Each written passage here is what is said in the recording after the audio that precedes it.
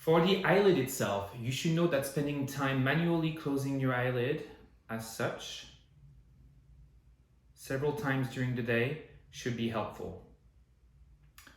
I went over this under the chapter eye care, but I will demo the stretch again. Make sure to perform 5 reps each time, holding 30 seconds.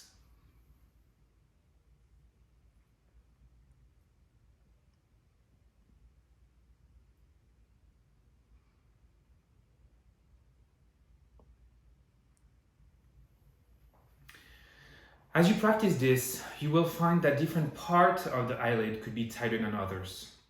So don't hesitate to spend more time on one specific tighter spot, like the outer eyelid, the middle, or the inner eyelid.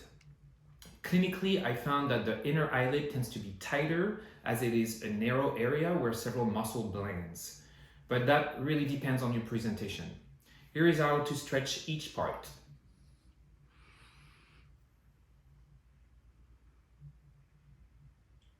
Outer,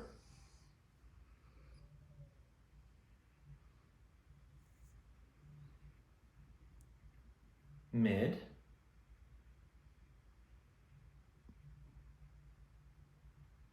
and inner.